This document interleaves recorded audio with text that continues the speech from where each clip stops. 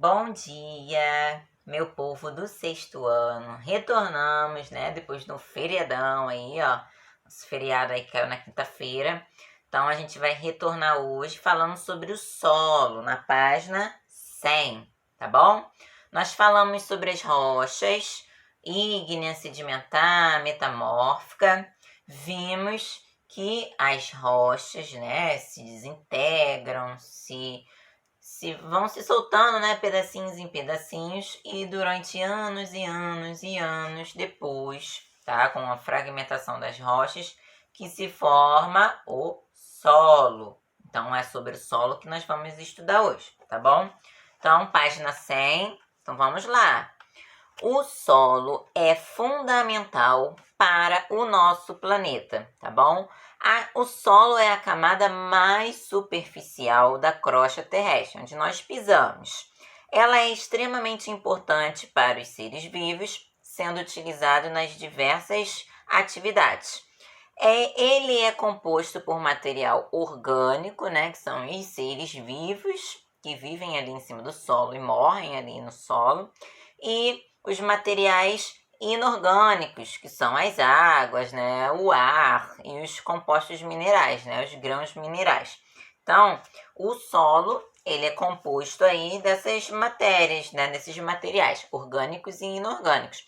Não esquecendo que quando os vegetais e os animais morrem, eles viram, né, humus, tá bom? Então, humus é um solo muito fértil, o resto de animais e vegetais mortos. Então, tem o solo arenoso, solo argiloso, temos o solo úmico, tá? Então, o solo úmico ou humoso, ele é muito fértil, é o melhor solo para as florestas, tá bom? É um solo escuro, bastante matéria orgânica, né? Restos de animais e vegetais mortos. Então, esses são os materiais que compõem os solos, tá? Os materiais orgânicos e os inorgânicos, que faz parte aí a água, os sais minerais e os grãos de terras também. Conforme for o tamanho desses grãozinhos minerais, eles são chamados de areia, de silt ou de argila, dependendo do tamanho do grãozinho, tá bom? Então, prossigamos. Vamos para como o solo sustenta a vida. No solo são encontrados nutrientes formados por nitrogênio, fósforo e potássio, o mesmo componentes que formam aí o corpo dos seres vivos, tá bom? Com a morte e decomposição desses seres vivos, esses elementos voltam para o solo, tá bom? Então, quando os animais eles morrem, esses compostos orgânicos são devolvidos para o solo. As plantinhas, por sua vez, né, vem a água, vem a chuva, e aí infiltra no solo esses minerais, e as raízes das plantas, ó, vão absorver e pegar esses minerais de volta para elas. E aí vai ajudar no crescimento da plantinha e tudo mais. E aí vem um animalzinho para comer a planta, também vai incorporar esses compostos orgânicos. Então é como se fosse um ciclo mesmo, tá bom? Os animais morrem e esses compostos orgânicos voltam, eles são devolvidos para o solo, onde serão aproveitados pelos vegetais, tá? Página 102, vamos falar sobre a fertilidade do solo. E aí tem a figura de uma minhoquinha. Por quê? Porque a minhoca ela é muito importante para a aração do solo. Porque ela vai cavando, ela vai entrando, criando buraquinhos. E aqueles buraquinhos são importantes porque ela vai causando, né, vai arando a terra. Vai fazendo com que, através daqueles buraquinhos, entrem água, entrem ar ali naquele solo. Então, ela traz a fertilidade para aquele solo. E ainda mais que ela defeca também, né? As fezes das minhoquinhas também ajudam nessa fertilidade do solo. Então, aí, ó, no finalzinho, ó. Ao cavar galerias, as minhocas abrem caminhos para a entrada de ar e água, tá? E as suas fezes também, junto com animais e vegetais mortos, formam tudo isso o humus, tá? Aquele solo muito fértil. Então, as minhoquinhas aí são muito importantes para a fertilidade dos nossos solos. E aí, tá mostrando para vocês vai falar sobre a formação dos solos, das rochas também, tá bom? Que acontece? As rochas e o solo, eles vão se desgastando com a ação de agentes químicos, físicos e até mesmo biológicos, e a gente chama isso de intemperismo, tá bom? Esse processo aí de desgastes das rochas, né? Como se fosse a nossa erosão, né? A gente fala um nome mais bonito, né? Intemperismo. Então, ó, o intemperismo transforma uma rocha, chamada de rocha-mãe, aquela principal mesmo, em um material menos resistente, porque ela vai se desintegrando, tá? Elas podem ser transportadas pelo mar, essas partículas que se soltam, né? E os sedimentos vão se juntando ao longo dos anos. E aí a gente já aprendeu. Isso aí vai formar o quê?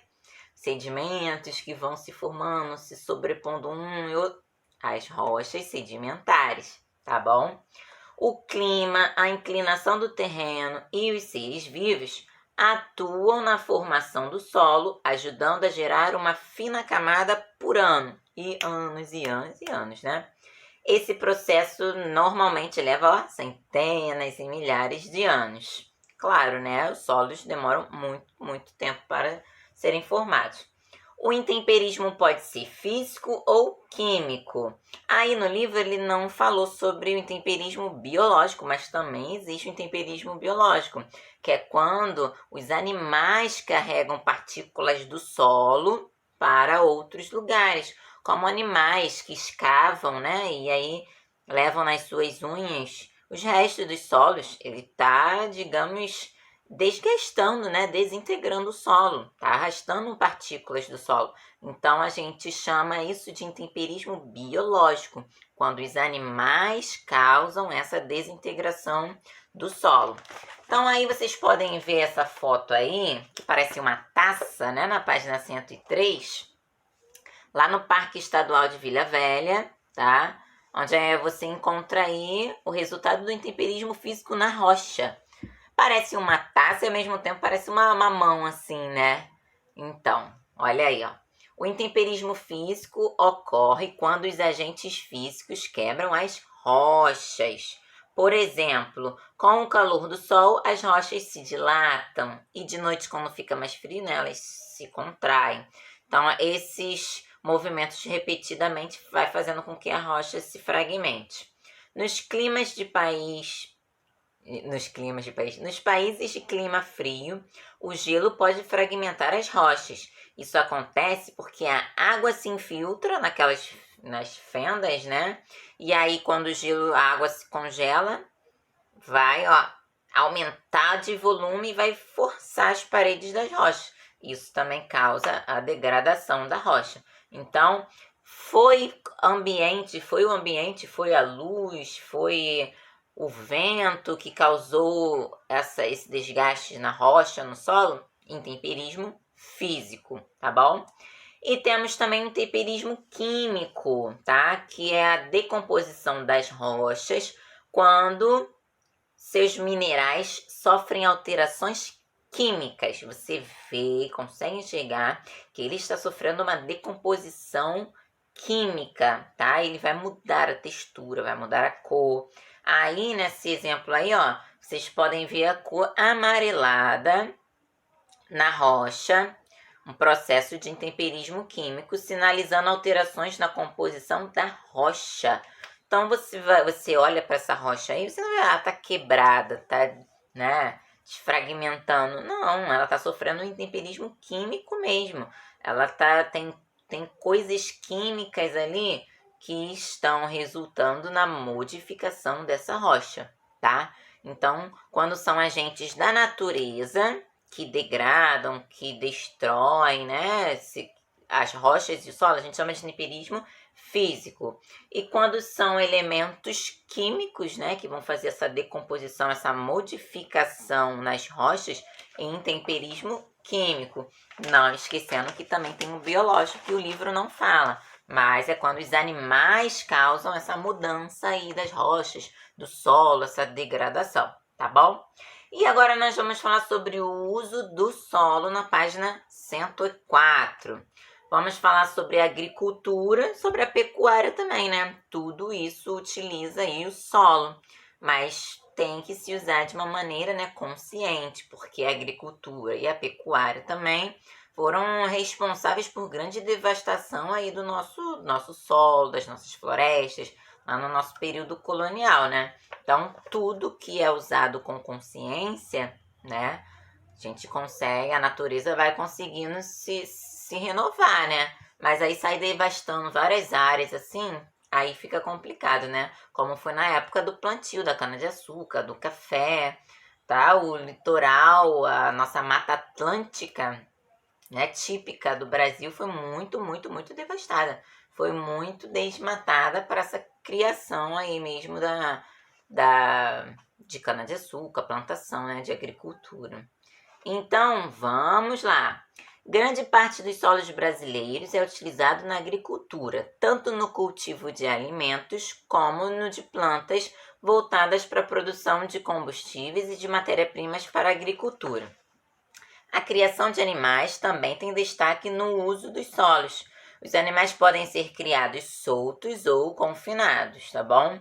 Outra atividade importante relacionada ao uso do solo é o extrativismo, que a gente chama, né, extrativismo econômico, né, que consiste na extração de recursos naturais para obtenção de renda, né? Então, diferentes formas de extrativismo têm relação com o solo, como a extração de minerais e de recursos vegetais, como madeira, frutos e sementes. Então, o extrativismo, né, ele retira a extração de recursos minerais do solo, tá, para a obtenção de renda. E às vezes eles acabam esgotando esses materiais, né, esses minerais do solo, prejudicial também, né, prejudicando o solo. Tudo feito com consciência, né, e controle. Não agride a natureza, mas quando é descontroladamente, né, como o homem faz tudo na vida descontrolado, vamos devastar, vamos desmatar, quero dinheiro, quero vender essas madeiras todas, vamos cortar mais árvores. Então, aí o planeta responde mais tarde, né? Nunca fica calado. O extrativismo aí embaixo, ó, é uma atividade econômica realizada no Brasil desde a chegada dos colonos europeus. Na imagem, vocês estão vendo a extração de calcário, que é uma rocha o quê? Sedimentar, tá? Usado na produção de cimento, de vidro. E olha como vocês podem observar essa rocha aí, típica de rocha sedimentar. Tem várias listrinhas, ó, porque foram milhões e milhões de anos, foram formando camadas de sedimentos. E aí é típico de rocha sedimentar essas listrinhas assim, ó, tá bom? Então, quando vocês virem rochas assim, com essas listrinhas, ó, nem pense duas vezes, já sabe que é sedimentar, tá bom? Vamos continuar falando do solo, né? Mas agora a gente vai falar sobre a degradação do solo e maneiras como a gente pode conservá-lo também, tá bom? Na página 107. O ser humano tem a responsabilidade de conservar o solo, mantendo a produtividade desse recurso. Tem a responsabilidade, mas ele é irresponsável, né? Então, a responsabilidade de todos nós é de preservar a natureza, é de preservar o meio ambiente. Porém, a maioria não o faz, não é isso?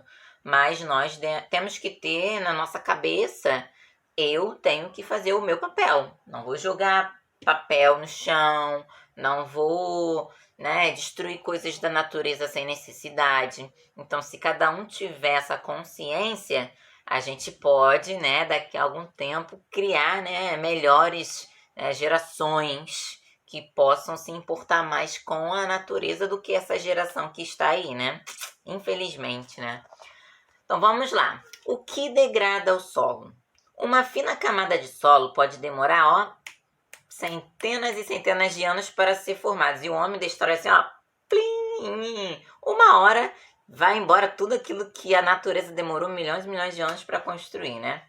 Entretanto, aí, ó, nem sabia que ia falar isso, falou, ó, pode ser degradado em poucas horas.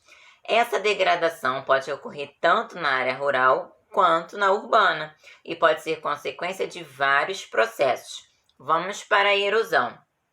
A erosão é a perda de grãos minerais e material orgânico desencadeada principalmente pelos ventos e pela água. Então, erosão dos ventos a gente chama de erosão eólica. E erosão pela água, né? Erosão hídrica. E tem outros tipos de erosão. Erosão glacial, que é do gelo. Erosão pluvial, que é da água da chuva, fluvial, água dos rios. Então, tudo isso está enquadrado aí na água. Então, os principais tipos de erosão são causados pelo vento e pela água, tá? Erosão hídrica e erosão eólica. Uma das causas mais comuns da erosão é a retirada da cobertura vegetal. É o que? O desmatamento, tá bom? Então, retirou a cobertura vegetal, o solo vai ficar muito, muito frágil, porque são as raízes das plantas, das raízes dos vegetais que fixam o solo, que faz o solo ficar mais compactado. E quando a gente desmata, aquelas raízes vão ficar fracas, não vão ter mais aquele objetivo, né? Aquela função de segurar o solo. Então, o solo vai ficar muito mais fragilizado, tá bom? O solo fica exposto e sua camada superficial, que em geral é mais fértil, acaba sendo arrastada, porque vem a chuva, a água da chuva, principalmente em morros, né? A água vem lavando e vem passando mesmo. Então, aqueles restinhos, o solo fica mais frágil e aí a água vai levando sedimentos, pedaços do solo e assim vai causando a erosão. Vamos falar sobre a erosão hídrica. É causada pela ação da água da chuva, da irrigação, dos rios e dos mares. Em relevos inclinados, partículas de solo são arrastadas pelas enxurradas. Por isso, a erosão hídrica é mais intensa em terrenos inclinados. Porque quanto mais inclinado, mais a água vai descer com maior velocidade, né? Erosão eólica, causada pelo vento, ocorre principalmente quando o solo está seco e suas partículas podem ser facilmente levantadas e transportadas para outros lugares, né? Então, fica aí a nossa dica, né, dos dois maiores tipos de causas de erosão, eólica e hídrica.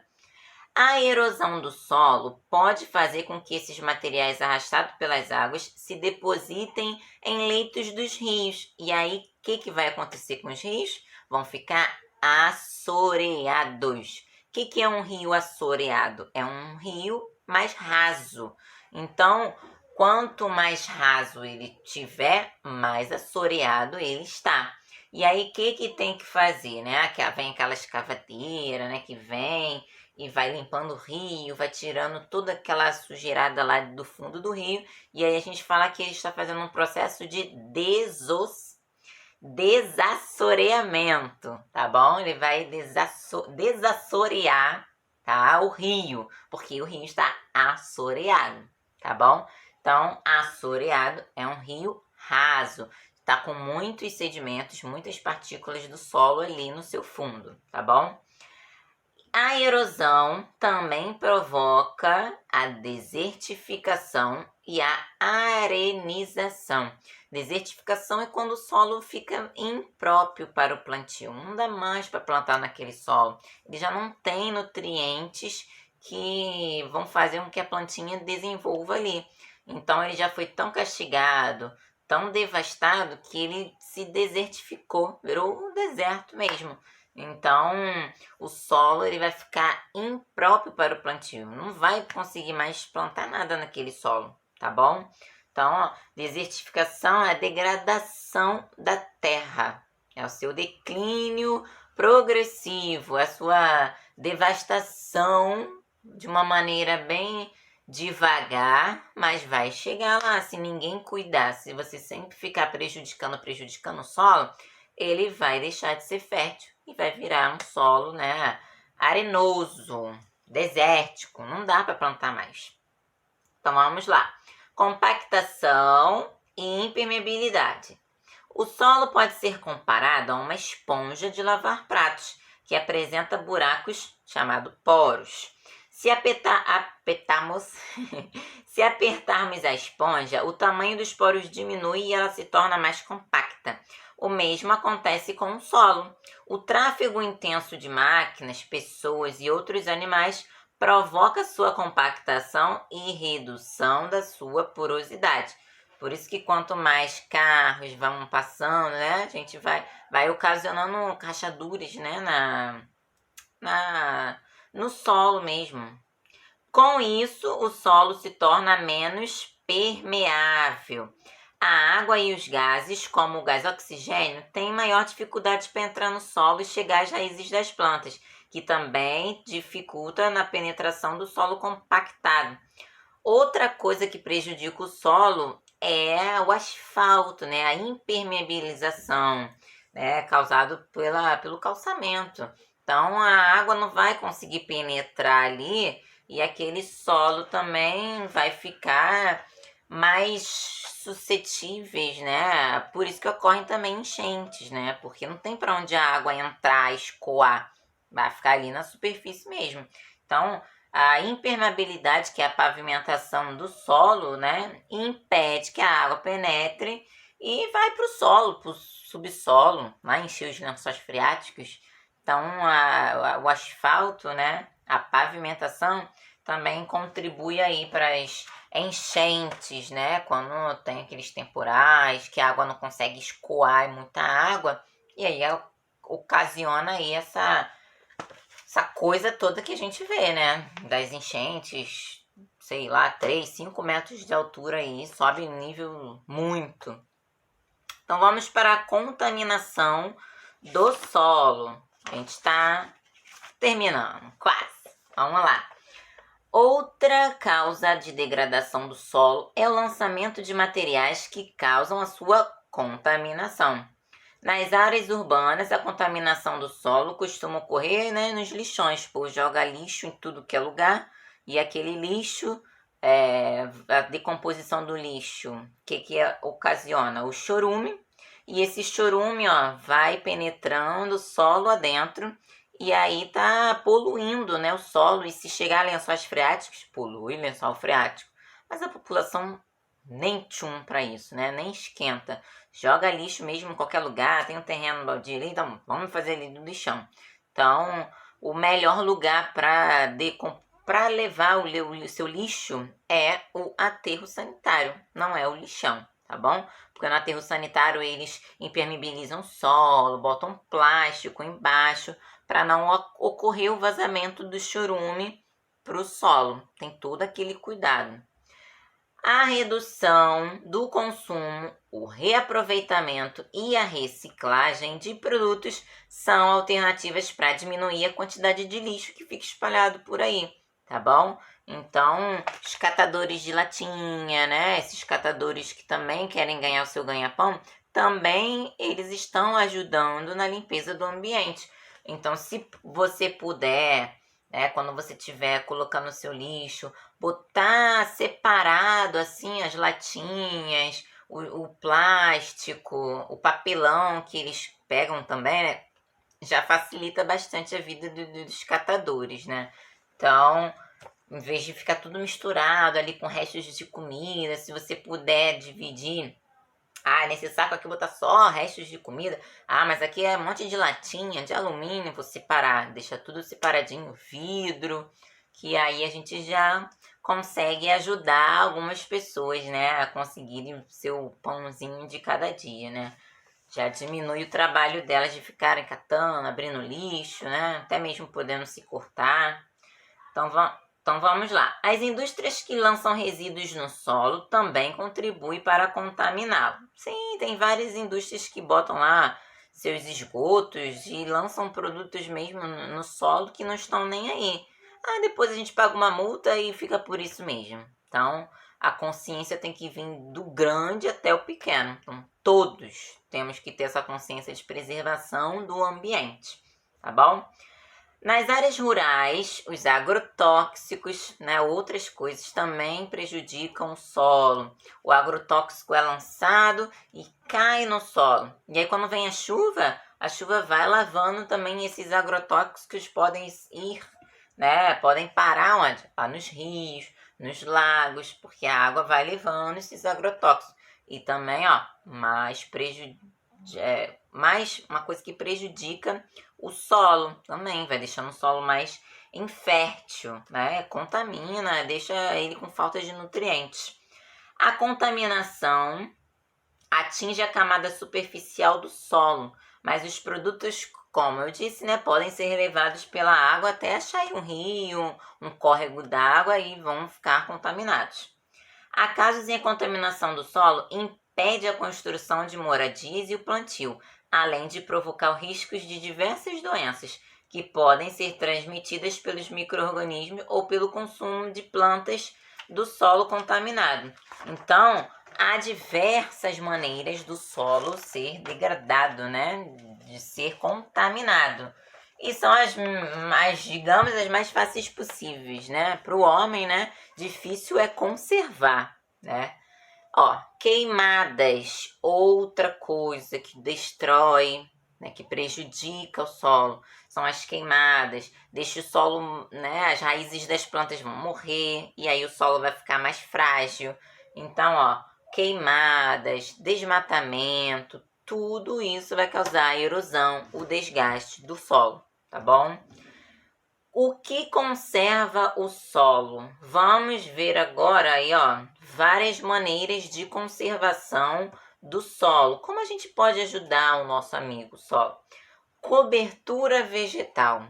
Tem que plantar, gente. Tem que plantar, tem que ter verde, tem que ter árvores, porque as raízes das árvores vão ajudar a segurar este solo, tá bom? Uma forma de evitar a erosão é mantendo a cobertura vegetal. Ela impede que as chuvas e os ventos atinjam o solo diretamente.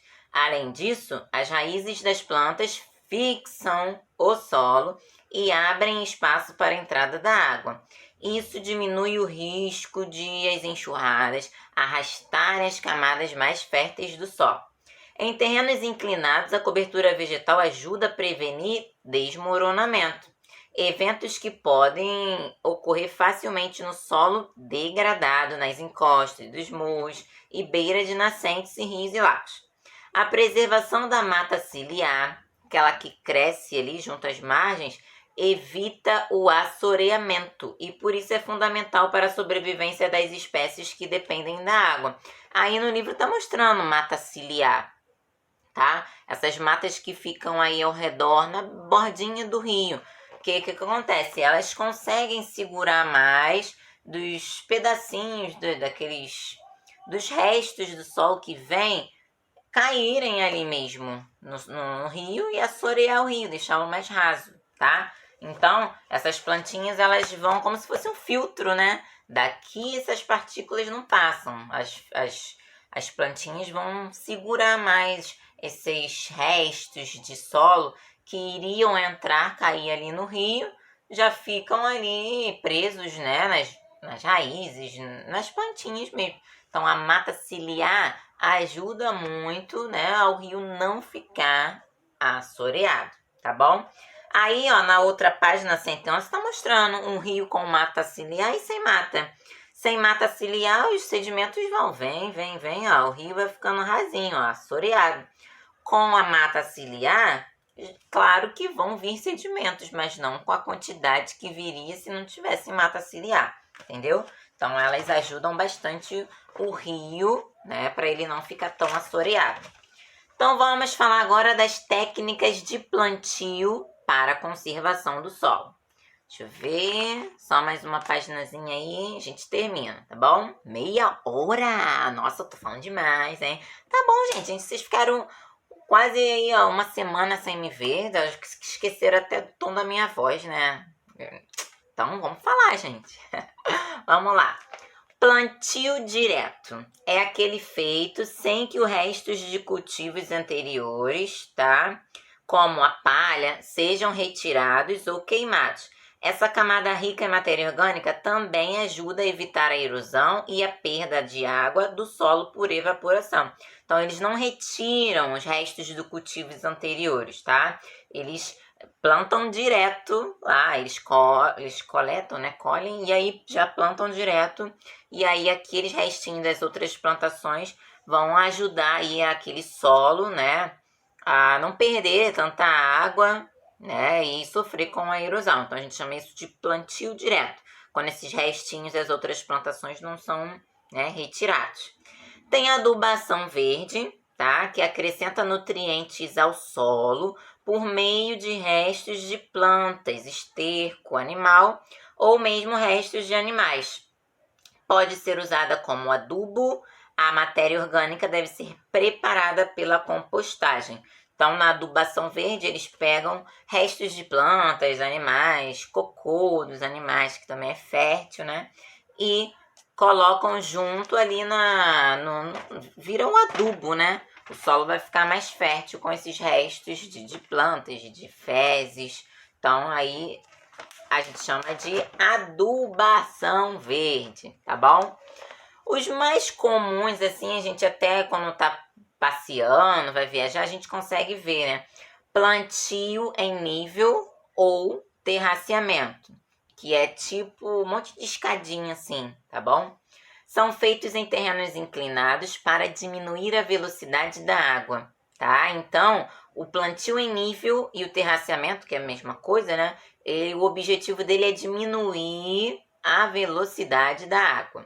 No plantio em nível, as plantas são cultivadas em linhas que cortam o trajetório de descida da água. No terraceamento, são construídos terraços no solo. Ao diminuir a velocidade da água, essas técnicas... Continuando, né? Meu sobrinho estava gritando aqui, vó, tem café aí? Aí tem que dar uma pausa no vídeo, né? Senão é isso aí. Ai, aulas ao vivo não, gente, online, gravadas. Então, vamos lá. Continuando. No terraceamento, são construídos terraços no solo. Ao diminuir a velocidade da água, essas técnicas facilitam a sua infiltração no solo e evitam a erosão e a perda de nutrientes. Então, plantio em nível e terraceamento é aquelas escadinhas. Por quê? Por exemplo, quando você joga água na sua escada, como que desce a água? Ela desce assim... Não, né? Ela vai descendo assim, assim e vai. Então, esse é o objetivo, diminuir a velocidade da água. Então, quanto menor for a velocidade da água passando pelo aquele terreno, menos partículas de terra, né? De solo, aquela água vai levar. Então, plantio em nível e terraceamento é para isso, para preservar mesmo o solo, tá bom? Para a água passar com menor velocidade. E vamos para rotação de cultura, que é a alternância de plantio, né? Ó, alterna o plantio de diferentes culturas vegetais em uma mesma área, para evitar que o solo se esgotem os nutrientes, né? Para evitar que os nutrientes do solo se esgotem. É comum, por exemplo, alternar o plantio de plantas leguminosas, como o feijão, a soja e o amendoim, que enriquecem o solo, com plantas como milho e cereais que podem esgotá-lo. Então, na rotação de cultura é como se fosse alternância de culturas. Agora eu vou fazer uma plantação de milho, que puxa bastante nutrientes do solo. Então, depois que eles fizerem, eles não vão plantar de novo, tá bom? Eles não vão plantar de novo milho. Vão plantar agora o quê? Feijão, soja, alguém da família das leguminosas, tá bom? Porque elas devolvem esses nutrientes para o solo. Então, rotação de cultura. Beleza? Então, fechamos aí o nosso solo. Vou deixar um deverzinho para vocês. A gente vai se encontrar no Meet. E eu vou logo encerrar isso, porque há 35 minutos. Daqui a pouco vocês não assistem mais. Só de olhar assim, ó, 35... Ih, não vou assistir não. Vou logo pro final. Tá bom? Então, ó, um grande beijo para vocês. Anotem as dúvidas que aí a gente tira ao vivo. Tá bom? Belezinha? Então, até mais. Até daqui a pouquinho.